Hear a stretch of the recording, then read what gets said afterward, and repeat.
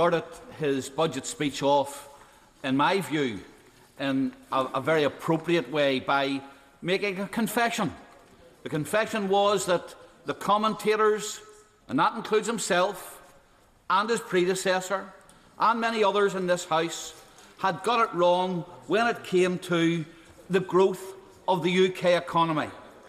And in fact, he started, we have confounded the commentators with the robust growth, which not only has occurred since the historic vote to leave the European Union, but indeed is predicted over the next number of years.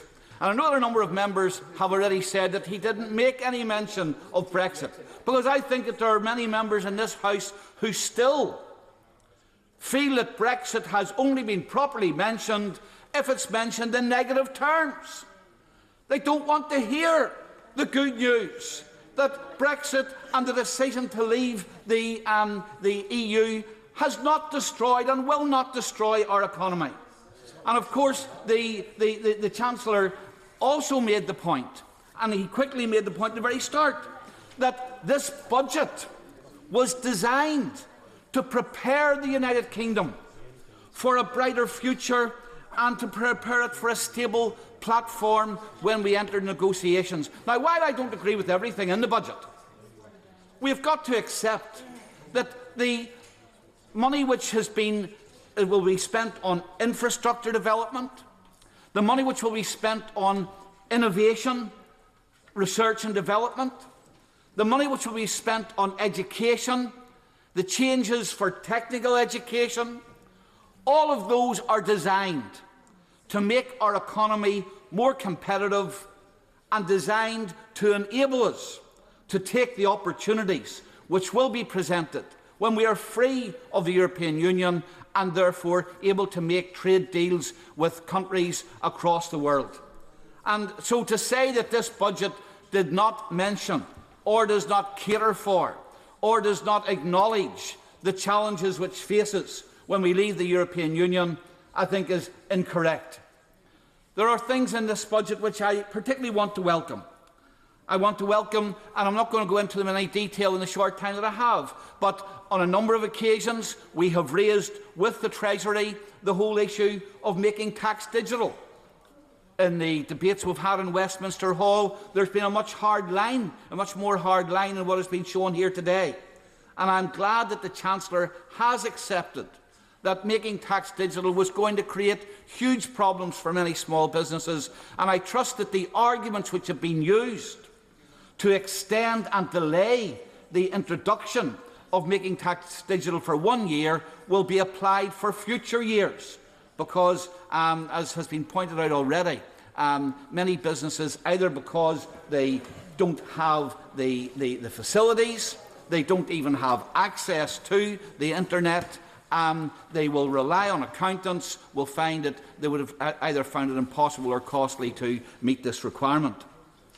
The second issue which I want to welcome is the extra £200 million which is now going to be available for innovative broadband initiatives, because we have seen too many, and especially in rural areas in my own constituency, where the monopoly which BT has, and despite the amount of money which BT has received, we still do not have proper broadband coverage, and indeed sometimes innovation is stifled by the use of the BT monopoly and its control of the network. And I hope that we will see innovation from that point. And of course, the other issue which I want to welcome is £120 million, which will be available to the Northern Ireland Executive. I only ask the Minister, given the attitude which Sinn Féin have adopted over the last couple of days towards the negotiations, where anybody, including the Secretary of State, who does not accede to what they want is accused of waffle and the walk out. If we don't get the Assembly up and running, will this money be held for the Assembly? Will interest be added to it? Because it might be for some time, because I have great fear that it may be some time before the Executive is actually in a position to spend it. However, there are two things that I want to mention. And the first one is this, that the forecast for growth is still heavily dependent upon consumer spending. And that consumer spending is dependent upon consumer borrowing. Up until 2020, consumer borrowing is going to become 153% of the average household income. Now, this is where I have a difficulty with the government. I don't want, and I understand that the government has to control public spending and borrowing, but why is it okay for growth to be fuelled by high levels of consumer debt? In fact, consumer debt, which is twice the percentage of GDP, of government debt as a percentage of GDP, why is it okay to have consumers keeping on borrowing to fuel growth, but the government not to accept that there may be arguments in a low interest rate regime, and when there are plenty of good infrastructure projects which could return and provide a good return for the economy in terms of increased productivity, why is it not okay for the government to look at marginal increases in spending on those projects? And I will give way, yes. The honourable member may be aware that, according to the Library paper, an OECD working paper in 2012 found that when household debt levels rise above trend, the likelihood of a recession increases, and the IMF found that recessions preceded by large increases in household debt are more severe and protracted recessions. So there are real dangers here.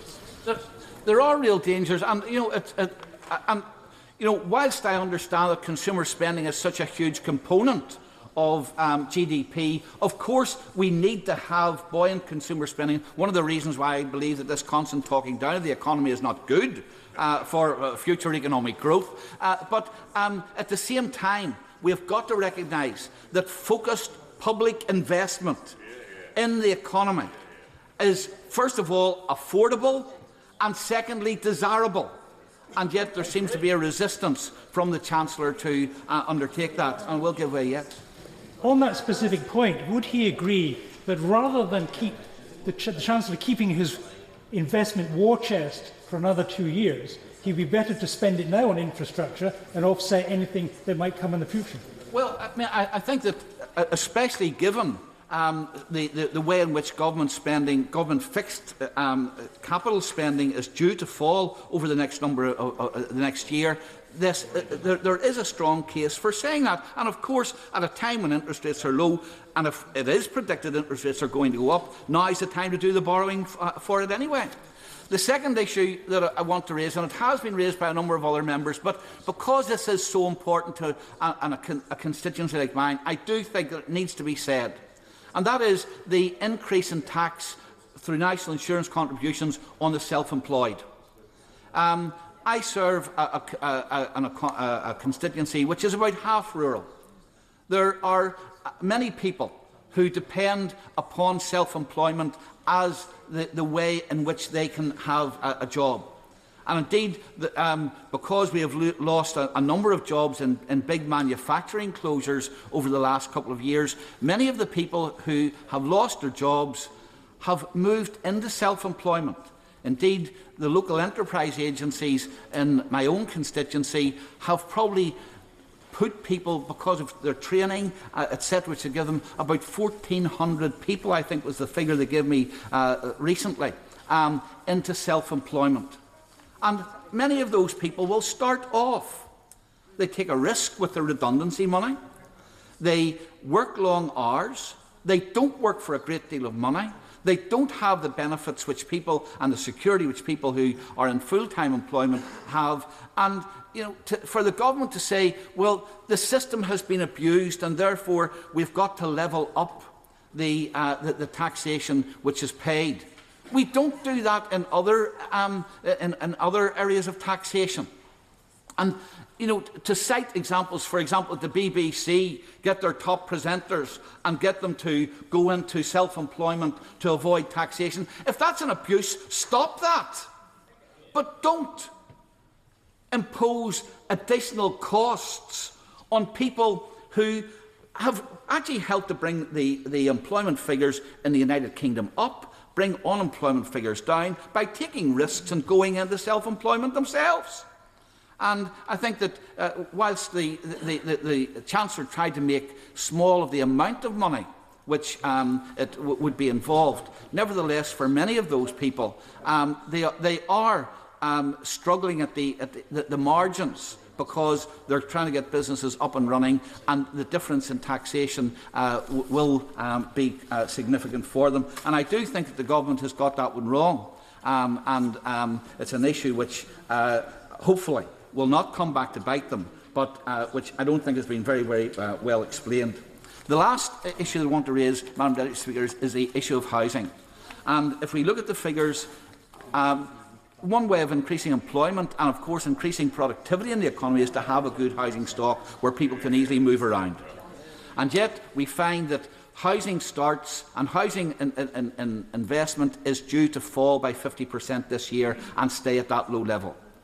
And as a result, of course, the statistics attached to the budget indicate that house prices are going to go up by more than twice the rate of inflation, making the average house price about 9 times the average salary. Now, that, of course, means that many young people will never, ever have the chance of owning their own house, while at the same time, with right to buy, buy-to-let restrictions, etc., there's an increased cost for the rental market as well.